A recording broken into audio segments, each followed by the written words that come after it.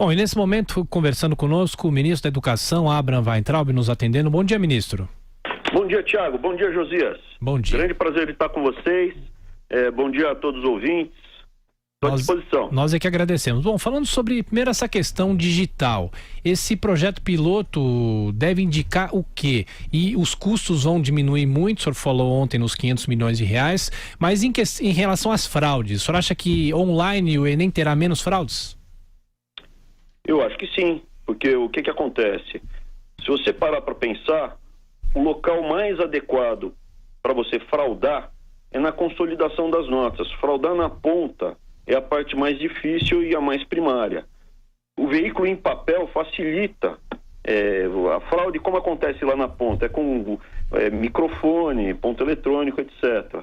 A parte digital, ela é toda blindada, não tem dificuldade nesse aspecto. Eu entendo o receio de uma mudança. Mas, gente, a gente mexe com banco, hoje é tudo eletrônico e não tem fraude. Josias. Ministro, até acho que a mudança está demorando, né? Me parece que essa programação, ou esse projeto de transformar o Enem em algo digital, vem desde o governo Dilma, né? Como projeto. Agora nós estamos começando a planejar a implementação e a conclusão do processo se dará no último ano do próximo presidente, do próximo mandato presidencial, né? O que é que dificulta tanto, o que é que retarda tanto a introdução do computador nesse sistema? Eu estou há 70 dias no cargo, o governo Bolsonaro completou 6 meses, e se o projeto foi dito, veja, se falaram no projeto, né, eu nem vi isso, a Dilma falou disso daí de fazer digital, falou também de estocar o vento. Um dia, se conseguirem estocar o vento, foi ela que conseguiu. Não, a gente entrou, está baseado no que se é feito lá fora. O que é feito lá fora, a gente vai fazer a mesma coisa aqui dentro. Hoje em dia, se você quiser fazer exames para entrar numa faculdade americana, você faz aqui do Brasil. Você faz TOEFL, você faz GMAT, você faz o SAT, aqui do Brasil no computador, e você consegue ter nota ou não, né, para entrar numa faculdade lá fora. O que está dificultando? A gente começou o governo agora, teve uma troca no Ministério, entramos e estamos tocando um monte de projetos prioritários ao mesmo tempo. O que a gente tem que fazer é respeitar a vida das pessoas. São 5 milhões de brasileiros todo ano fazem o exame.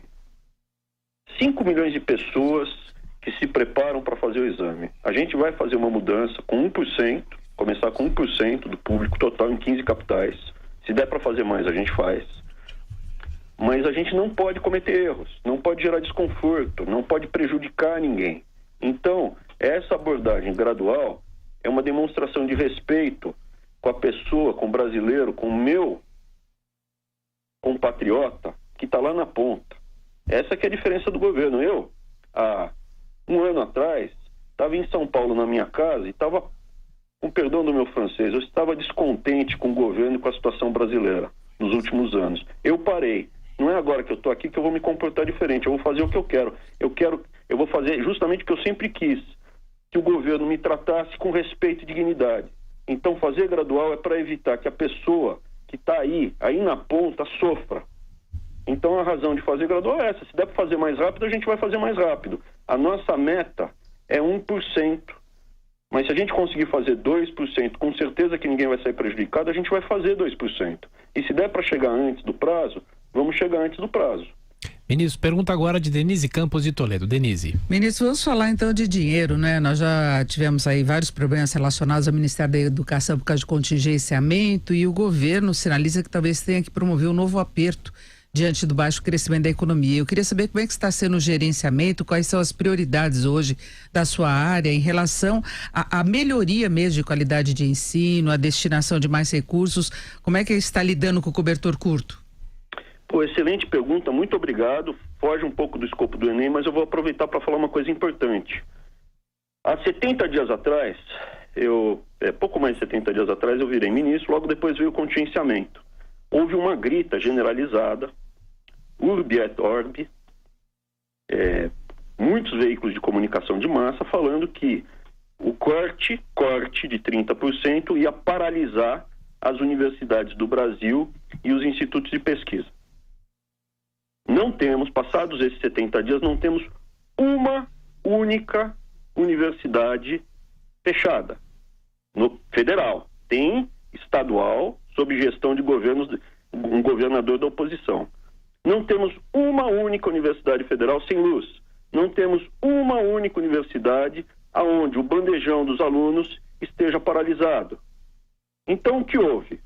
Houve um contingenciamento de 3,5% por falta de recurso, porque os governos anteriores quebraram o país, e o que está havendo é uma gestão, a meu ponto de ver, eficiente, porque aparentemente nenhuma universidade está fechada, e a gente conseguiu sim manter o contingenciamento dentro da lei. Isso é lei, gente, a gente tem que obedecer à lei. A lei nos obriga a baixar o gasto caso a receita venha mais baixo. Agora, eu estou muito otimista com o segundo semestre, por quê? Porque passada a reforma da Previdência, a nova Previdência, eu acho que a economia do Brasil vai deslanchar e a gente vai ter recursos para investir na educação básica. Só para te dar um pequeno ponto. Para a gente conseguir colocar 50% das crianças brasileiras na creche, que essa é a meta, nós teríamos que gastar 3 bilhões de reais por ano. A Universidade Federal do Rio de Janeiro, só umazinha, custa 3,5 bi por ano. A Universidade Federal Fluminense, a Universidade Federal de São Paulo, tem um monte de universidades no Brasil que custam mais do que 3 bi por ano. Uma única dessas universidades seria suficiente para colocar 50% das crianças em creche no Brasil. Então, esse tipo de coisa, não queremos fechar as universidades, queremos elas mais fortes, mas questionar o modelo e dizer o que está acontecendo e mostrar o número para a população é o objetivo. Como até agora está se materializando. Alguém mentiu, não tem universidade fechada, houve o contingenciamento e não teve apagão e não teve nada. Josias, o nosso tempo está quase acabando, ainda dá tempo de mais uma pergunta, Josias. Isso, eu queria aproveitar então, que já fugimos aqui do Enem, para perguntar o seguinte: o senhor assumiu aí, o senhor é o segundo ministro já da gestão Bolsonaro, assumiu sob críticas, e eu lhe perguntaria o seguinte: o senhor hoje já se sente à vontade para expor o seu projeto? O senhor falou de mudar do ensino, mudar o foco do ensino superior para o ensino básico. Isso já está concretizado? Qual é a diferença na sua gestão em relação às gestões anteriores? Qual é o seu projeto para a educação? Olha, a gente tem divulgado todo dia as informações. Se você pegar, a gente enviou uma proposta de novo Fundeb, isso é como vão ser os recursos que serão aumentados para a educação básica a serem enviados para os estados e municípios. Tem lá toda a nossa proposta, foi descrita, está negociando no Congresso, junto com a professora Dorinha, inflexionamos, mudamos o eixo da forma como ia ser, que basicamente era aumentar o dinheiro gasto, sem pedir contrapartida nenhum de prefeito e governador, sem exigir eficiência, simplesmente aumentando o gasto e aumentando os impostos. Já soltamos isso, está documentado, não vou falar que não teve um jornal, mas nenhuma grande rede de comunicação, de televisão divulgou. O que há, evidentemente, é uma má vontade de alguns veículos de comunicação tradicionais em relação a esse governo. E ficam distorcendo o tempo inteiro. A própria colocação, o Enem eletrônico era da Dilma. Para com isso, né? Ô ministro, olha, infelizmente o nosso tempo está esgotado. Eu convido o senhor para uma próxima conversa com mais calma aqui ao Jornal da Manhã, porque são assuntos importantes. É sempre importantíssimo falar sobre educação. Fica aqui o convite para o senhor, a gente volta a se falar. Muito obrigado. Eu que agradeço. Até logo. Bom dia. Bom dia.